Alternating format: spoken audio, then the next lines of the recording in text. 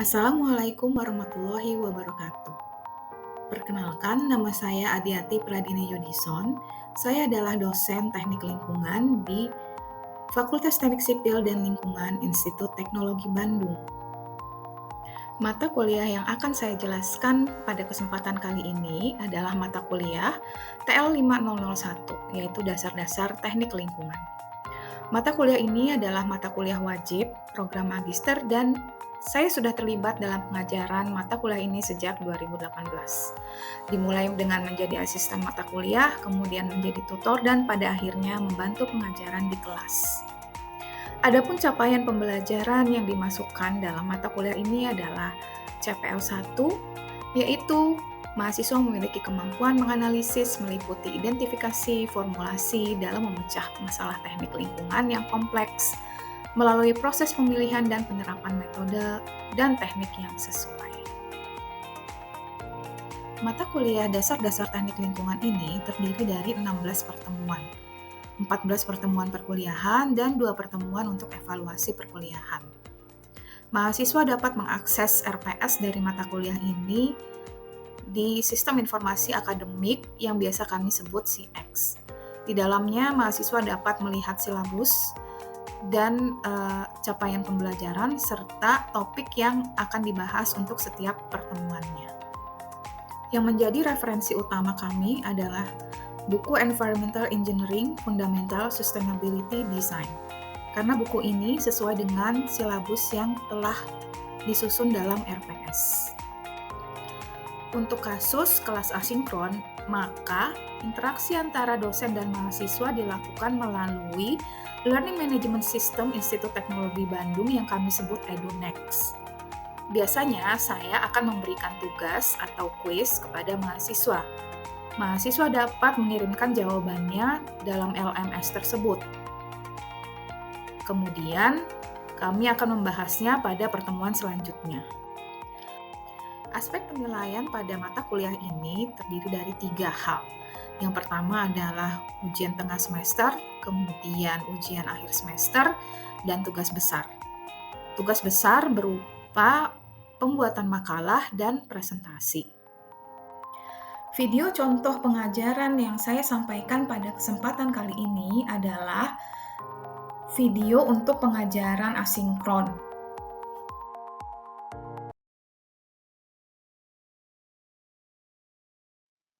Kembali lagi di kuliah Dasar-Dasar Teknik Lingkungan.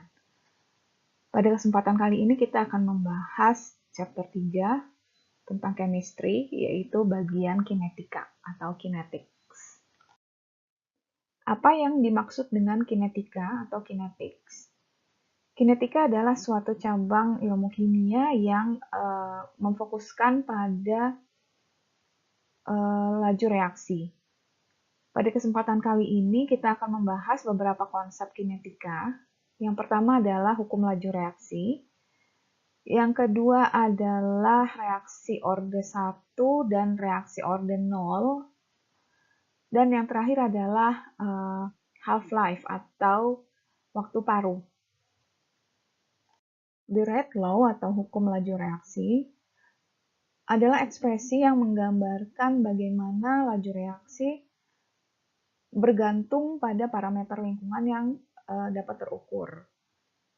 Yang biasa digunakan adalah konsentrasi, karena konsentrasi suatu senyawa di lingkungan itu lebih mudah diukur.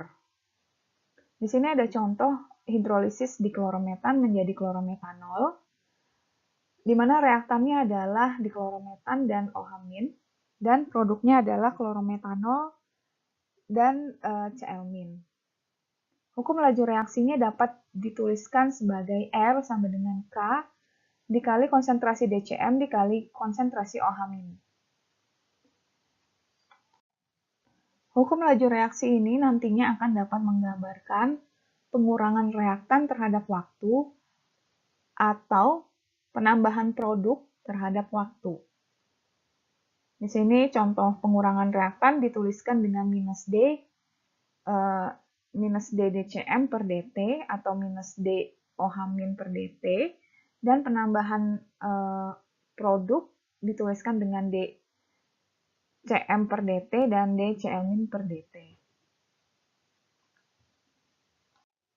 Pengurangan atau penambahan tersebut digambarkan dengan tanda minus untuk pengurangan dan tanda plus untuk penjumlahan. Hukum laju reaksi umumnya dapat dituliskan dengan R sama dengan K. Reaktan pertama dipangkatkan dengan konstantanya dan reaktan kedua dipangkatkan dengan konstantanya. Untuk kondisi seperti ini, order reaksinya adalah A ditambah B.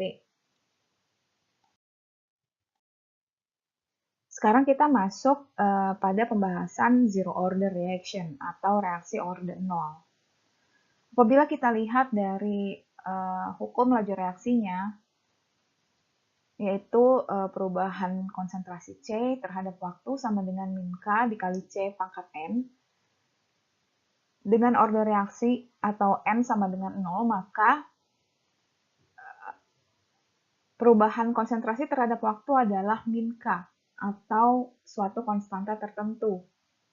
Di sini dapat dilihat dari grafik bahwa perubahan konsentrasi terhadap waktu adalah konstan. Jadi garisnya atau grafiknya adalah linear. Di sini memang dapat terlihat bahwa yang mempengaruhi laju reaksi atau perubahan konsentrasi terhadap waktu hanyalah konstanta laju reaksi atau K. Tidak dipengaruhi oleh C0 atau konsentrasi awal. Rumus yang biasa digunakan adalah C sama dengan C0 min KT. Unit laju reaksinya biasanya konsentrasi per waktu. Konsentrasi dapat berupa mol per liter per waktu atau konsentrasi yang berupa miligram per liter per waktu.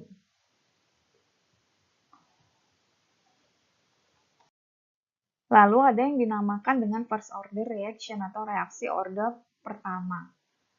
Bila diturunkan dari hukum laju reaksinya dengan order reaksi A sama dengan 1 atau N sama dengan 1, maka didapatkan dC per dt sama dengan min K dikali C.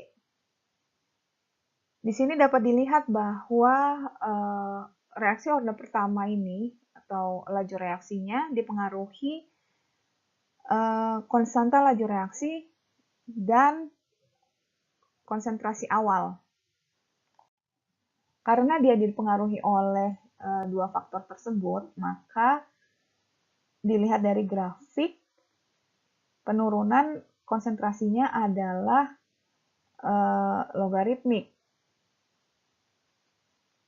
Untuk mempermudah mencari nilai K, yaitu dari slope, maka dilakukan konversi data. Jadi kalau misalnya nanti ada yang bekerja di laboratorium untuk mencari laju reaksi dari suatu senyawa, apabila didapatkan grafik seperti ini atau logaritmik seperti yang di atas, maka akan lebih mudah ketika kita mencari nilai K atau konstantanya dalam grafik yang berbentuk linear, sehingga perlu dilakukan konversi data.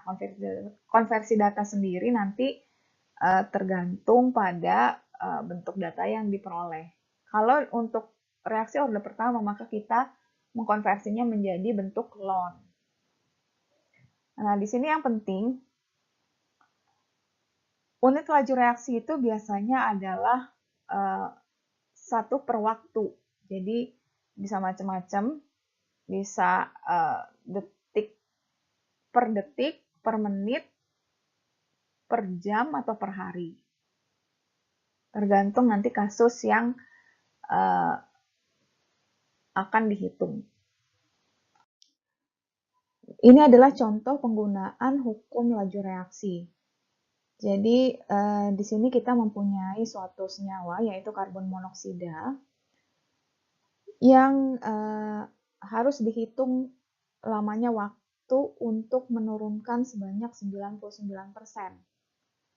Nah, di sini sudah diberitahu bahwa reaksi ini adalah reaksi orde pertama.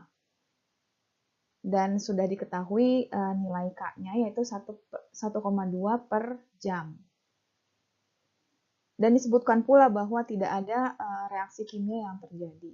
Jadi murni decay-nya atau penurunannya adalah akibat reaksi orde pertama. Nah, di sini kita bisa melihat bahwa jumlah penurunan yang diinginkan adalah 99%, sehingga C0 adalah 100, kemudian ketika dia turun menjadi 99%, sisanya adalah 1. Kita bisa menggunakan 100 dan 1 untuk C0 dan C. Tapi kita juga bisa menggunakan seperti di contoh soal ini, yaitu untuk C0-nya adalah 1 dan kemudian untuk C-nya adalah 0,01 karena yang diinginkan hanya bersisa 0,01 atau tinggal 1%. Nah, harus berhati-hati apabila membaca soal. Jadi kalau di sini kita menurunkan sebanyak 99%. Ada juga soal yang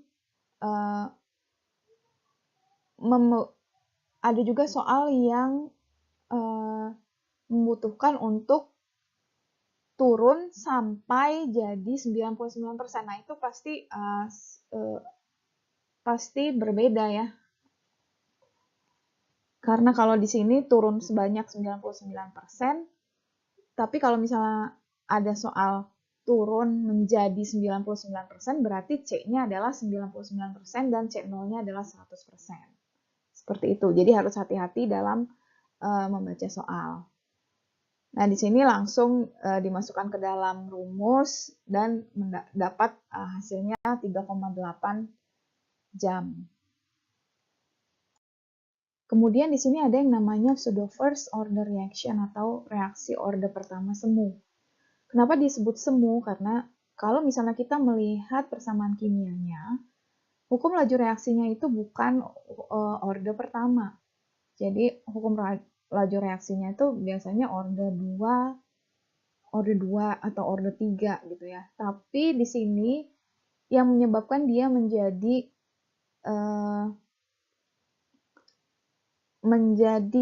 pseudo first order reaction adalah bahwa salah satu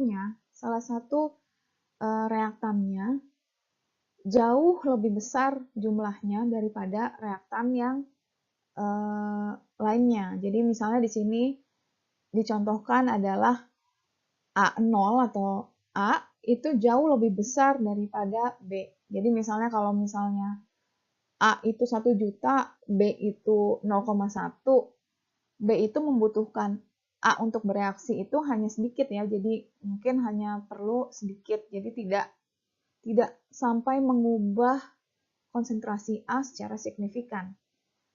Nah, oleh karena itu, A ini dianggap menjadi konstan. Jadi kita mendapatkan konstanta baru yang tadinya K menjadi K aksen. Nah, K aksen itu adalah K dikali dengan konsentrasi A. Begitu. Nah, untuk selanjutnya, persamaannya sama dengan reaksi orde pertama. Unit atau rate konstannya bagaimana? Untuk K biasanya nanti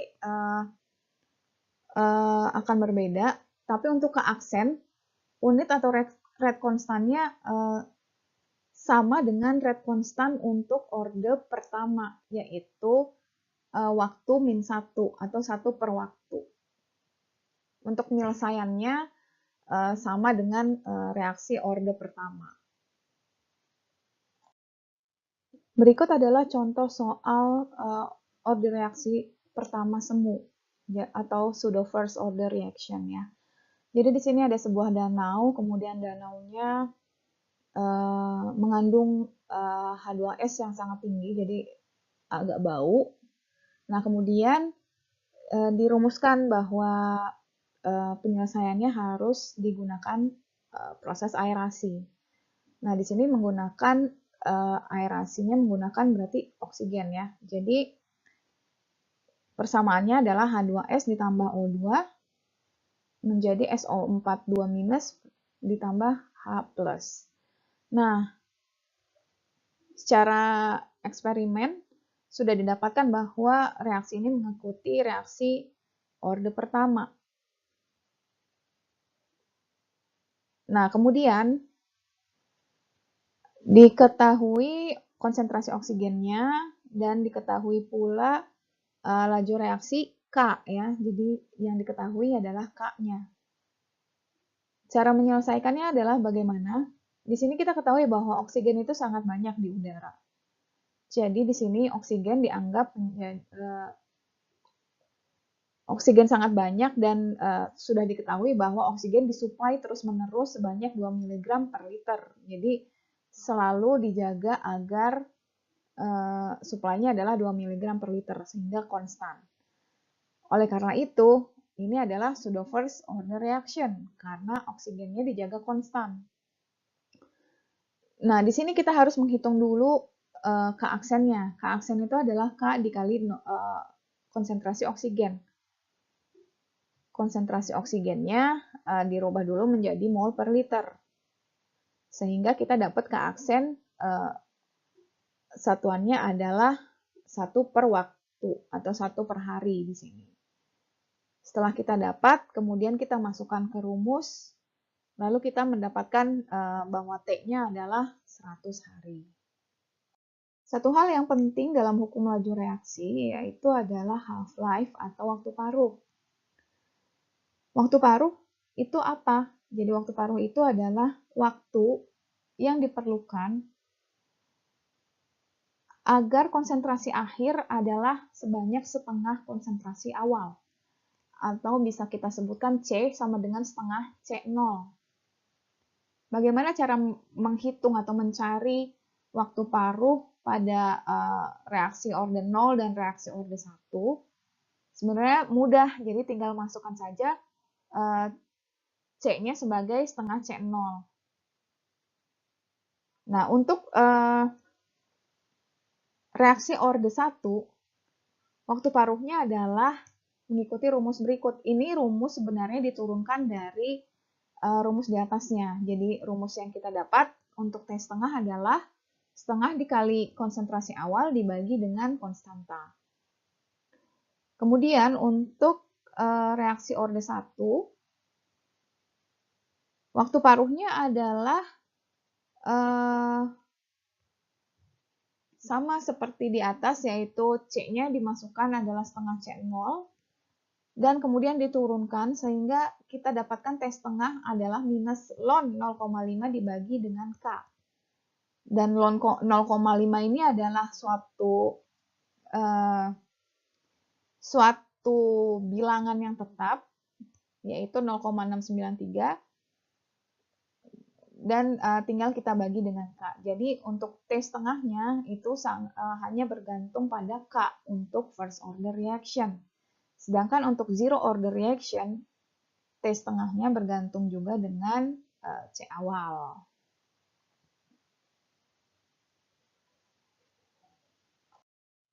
Kemudian di sini adalah contoh soal dari waktu paruh. Nah, di sini kita memiliki waktu paruh dari benzen, TCE, dan toluen. Kemudian kita diminta untuk mencari konstantanya. Nah, untuk first order reaction dia mudah ya. Jadi ketika kita tahu waktu paruh, maka kita juga tahu konstantanya tanpa harus mengetahui konsentrasi awal. Di sini seperti yang tadi sudah saya jelaskan bahwa T setengah itu adalah 0,693 dibagi K, maka tinggal dimasukkan saja nilainya. Di sini ada kesalahan ya, jadi TCE sama dengan toluen, padahal harusnya tidak sama karena waktu paruhnya juga berbeda. Jadi mungkin nanti perlu dihitung lagi di dalam tugas. Ini adalah salah satu contoh lain dari persoalan half-life atau waktu paruh. Jadi waktu itu 2011 ada bencana di Fukushima, yaitu ada kebocoran nuklir. Nah, pada tahun 2012 ada suatu scientific paper atau jurnal yang melaporkan besaran cesium atau salah satu isotop nuklir ya, salah satu isotop radioaktif di dalam ikan. Nah, besarannya itu adalah 25.000 becquerel. Di sini 25.000 itu adalah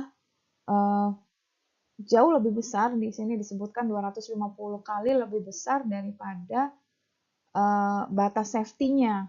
Jadi kalau di US itu batas safety-nya atau threshold-nya adalah 1.200 becquerel per kilogram. Nah, di sini kita tahu half-life-nya adalah 3 tahun. Kemudian kita mau menghitung berapa decay-nya cesium ini selama 5 tahun. Nah, di sini kita tahu datanya adalah K-nya sama dengan 3. Kemudian kita ingin mengetahui C ketika T-nya sama dengan 5.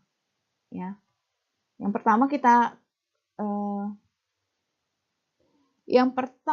kita cari adalah K-nya. Karena ini adalah first order, maka K-nya adalah 0,693 dibagi T setengah. Jadi 0,693 dibagi 3, jadi 0,23 per tahun. Nah, setelah kita mendapatkan nilai K, kemudian kita bisa menghitung konsentrasi cesium pada saat 5 tahun ke depan. Itu tinggal dimasukkan ke dalam rumus C sama dengan C0 eksponen min K T. Maka didapatkan 7.916 becquerel per liter. Harusnya per kilogram ya, jadi kan ikannya per kilogram.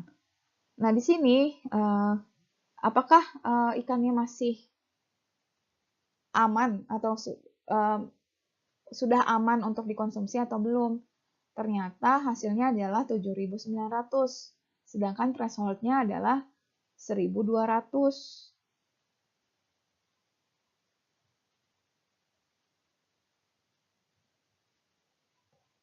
Maka masih melebihi threshold atau masih belum aman untuk dikonsumsi.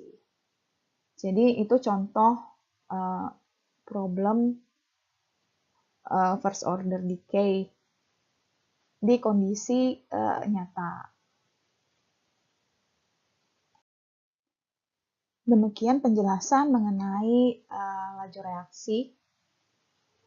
Sampai berjumpa lagi pada pembahasan yang lainnya. Terima kasih.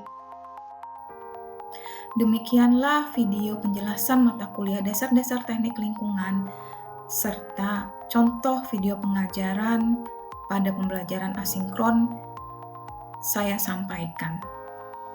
Terima kasih.